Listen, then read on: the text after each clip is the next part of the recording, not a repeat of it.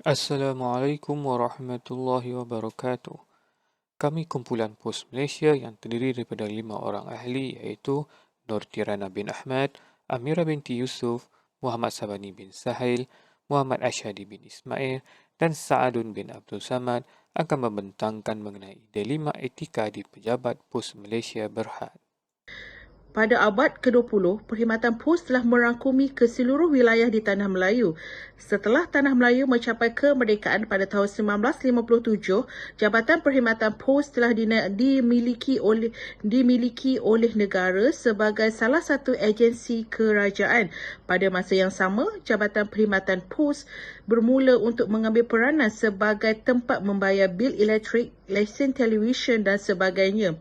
Akhirnya, Jabatan Perkhidmatan Pos telah menukar nama kepada Pos Malaysia Berhad kerana perswastaannya yang bagi memastikan syarikat ini lebih berdaya saing. Polio Ali Berhad telah menyenaraikan sebagai Pos Malaysia Berhad di Bursa Saham pada tahun 2001 dan berperanan memberi perkhidmatan pos melalui lebih daripada 646 cawangan dan di pejabat pos di seluruh Malaysia. Pada masa yang sama, Pos Malaysia telah menukarkan nama kepada Pos Malaysia dan Servis Holding Berhad pada tahun 2002.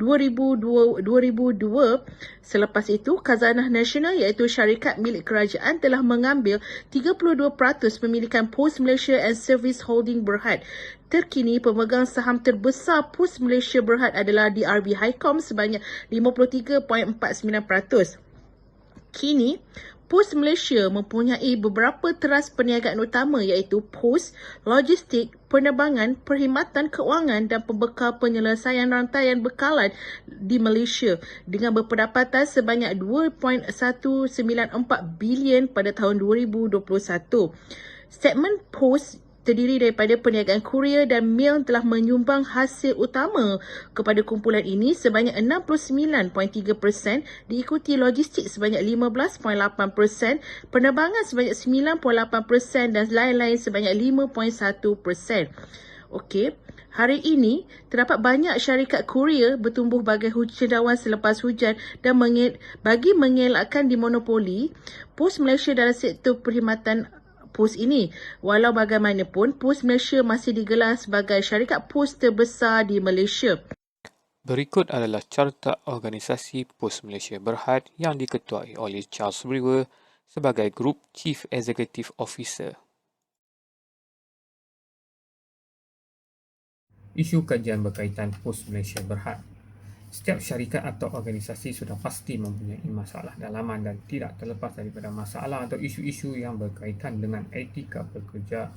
3 isu-isu etika bekerja dalam POS Malaysia Berhad yang dibincangkan ialah yang pertama, isu pengendalian barangan pelanggan yang kurang cekap dan kemas. Yang kedua, isu lewat menghantar barangan pelanggan. Dan yang ketiga, isu kecurian barangan pelanggan oleh pekerja. Isu pengendalian barangan pelanggan yang kurang cekap dan kemas boleh menyebabkan masalah seperti kelewatan penghantaran, kerosakan produk, kehilangan barangan dan sebagainya.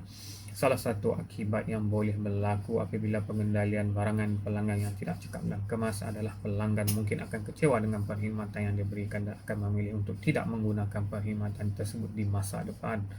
Selain itu, pelanggan juga mungkin akan memberikan ulasan yang negatif terhadap perkhidmatan tersebut di media sosial atau ruangan komen laman web syarikat yang boleh merosakkan reputasi perniagaan. Menurut Bahari 2018, kaki tangan Pos Malaysia tular di laman sosial gara-gara rakaman yang menunjukkan beberapa pekerja yang membaling barangan pelanggan tanpa berhati-hati. Walaupun Pos Malaysia mendakwa kejadian tersebut adalah terpencil dan amaran keras telah diberikan terhadap kaki tangan berkenaan, namun ia jelas menunjukkan pelanggaran etika dalam mengendalikan barangan pelanggan. Pelanggaran etika kerja dalam isu kelewatan menghantar barangan pelanggan dan adalah berpunca dari kesalahan kaki tangan Pos Malaysia dalam melakukan kerja-kerja pengasingan barangan untuk dihantar ke destinasi tertentu. Faktor yang mendorong berlakunya isu ini adalah kecuaian dan sikap sambil lewat dalam melaksanakan tugas. Menurut Yahya 2019, laman Facebook Pos Malaysia dipenuhi dengan rungutan pengguna yang mendakwa barangan yang mereka hantar tidak sampai kepada alamat yang diberikan. Pungutan kebanyakan datangnya daripada peniaga yang menggunakan perkhidmatan pos laju untuk menghantar barangan mereka kepada pelanggan-pelanggan mereka. Barangan tidak sampai berminggu-minggu, barang dihantar ke tempat lain, barang rosak dan juga barang hilang sudah menjadi asam garam kepada rakan-rakan peniaga online. Isu kecurian barangan pelanggan oleh pekerja adalah satu masalah serius yang boleh membawa kesan buruk kepada pelanggan dan reputasi syarikat. Tindakan seperti ini bukanlah hanya sekadar melanggar etika kerja, malah ia juga melanggar undang-undang dan dikategorikan sebagai kes jenayah. Pelanggaran etika kerja ini adalah disebabkan oleh pekerja yang mempunyai masalah kewangan, mungkin mencuri barangan pelanggan untuk mendapatkan wang tambahan. Pekerja yang merasa tidak dihargai dan tidak dibayar dengan sewajarnya juga mungkin merasa bahawa mereka mempunyai hak untuk mengambil barangan pelanggan sebagai ganti rugi. Menurut Rosa 2018, kes pasal dikoyak dan barangan pelanggan hilang atau dicuri bukannya satu isu baru. Walaupun laporan polis telah dibuat, persoalannya sampai bila masalah ini akan terus berlaku. Cadangan penyelesaian mengenai isu pengendalian barangan yang kurang cekap oleh pihak pos dengan mengoptimalkan proses pengendalian dan memastikan setiap proses adalah efektif dan efisien di mana barangan dihantar dalam keadaan yang selamat dan sampai dalam waktu yang telah ditetapkan. Hal ini perlu dijadikan rutin setiap pekerja. Selain itu, pelaksanaan teknologi terkini di mana pelanggan ataupun pekerja boleh melacak atau mengesan perjalanan kedudukan barang dalam talian dengan mudah. Penggunaan pengurusan inventory automatik juga yang boleh mengawal inventory barang secara langsung dan dapat mengurangkan risiko kehilangan barangan semasa penghantaran dan juga di dalam perjalanan. Selain itu, pihak pejabat pos boleh menyediakan sokongan pelanggan yang lebih berkualiti dalam pengendalian barang dan menyediakan portal talian untuk menghubungi syarikat atau menjawab pertanyaan dan menyediakan bantuan kepada pelanggan yang memerlukan. Selain itu, kualiti perkhidmatan perlu lebih konsisten bagi memastikan setiap barangan yang dihantar dalam keadaan yang baik dan selamat. Selain itu juga, pihak pejabat pos boleh menggunakan maklumat yang diterima dari pelanggan untuk menambah baik bagi mengatasi masalah yang dihadapi pelanggan pada masa akan datang.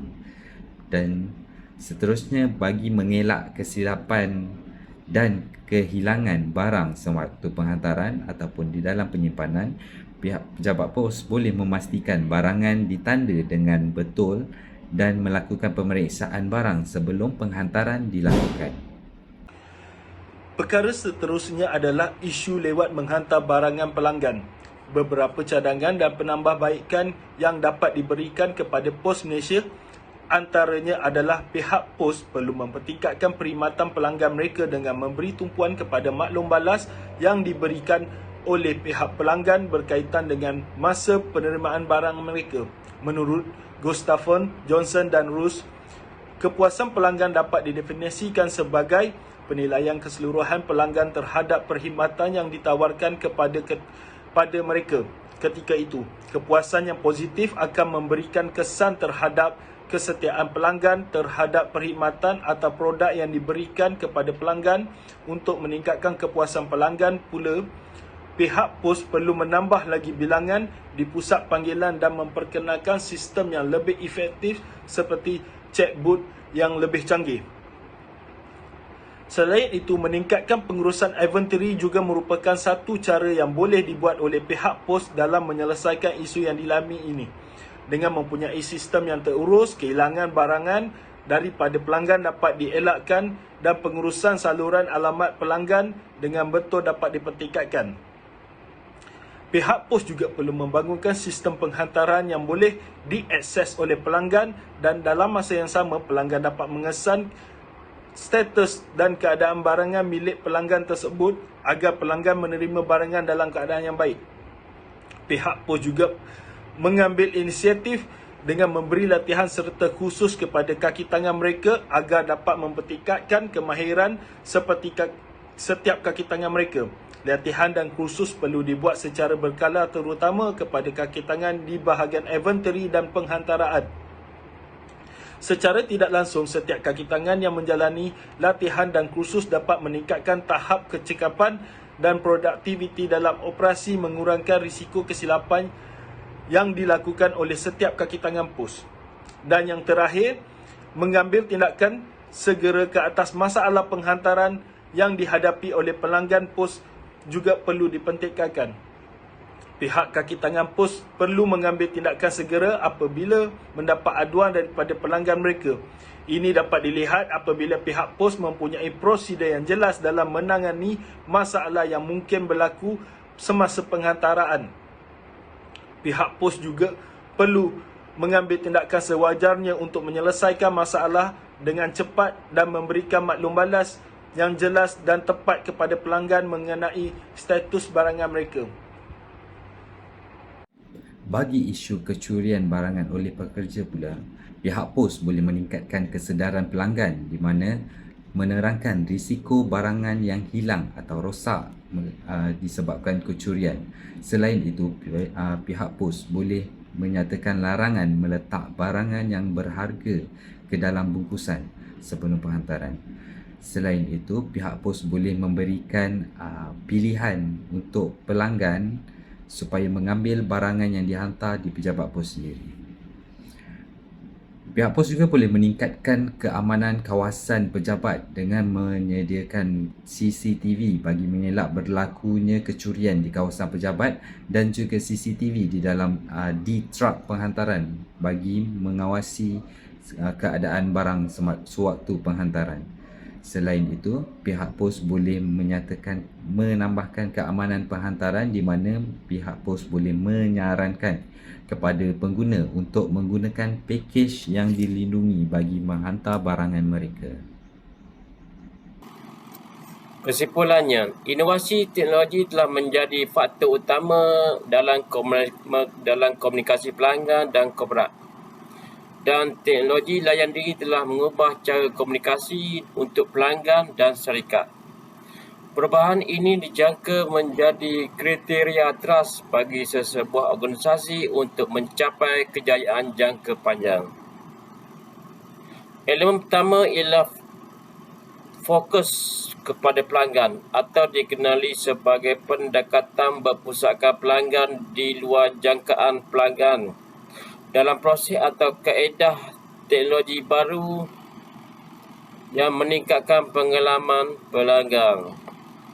Elemen kedua ialah mempunyai fokus proses yang merangkumi penggunaan teknologi secara sinergi dan proses semula untuk mendedahkan perubahan transformasi dalam kualiti perkhidmatan yang ditawarkan. Elemen ketiga ialah menggunakan peningkatan berterusan dalam menjalankan perniagaan. Peningkatan berterusan pengalaman pelanggan meningkatkan keupayaan untuk mencipta cara baru bagi menggembirakan pelanggan dalam pendekatan yang mampan dari segi ekonomi. Syarikat perlu menambah baik sistem dalam bidang logistik yang membolehkan antara lain jangkaan jumlah bagi memastikan tenaga kerja yang mencukupi semasa musim puncak seperti pesta jualan dalam tarian atau jualan mega hari membeli belah. Di samping itu, perlu naik taraf sistem jajakan yang terkini yang sentiasa memberi maklumat kemas kini yang tepat kepada pelanggan mengenai garis masa penghantaran yang dijangka dan penjejakan penggerakan bungkusan. Pelan transformasi digital pos Malaysia pada masa depan termasuk keupayaan pembayaran tanpa tunai melalui mesin automatik pos terpilih yang membolehkan bil dibayar dengan menggunakan beberapa perkhidmatan e-dompet dan keupayaan analisis data dalam talian. Langkah permulaan transformasi digital merupakan langkah yang penting untuk merebut peluang dalam pasaran baru. Sekian, terima kasih.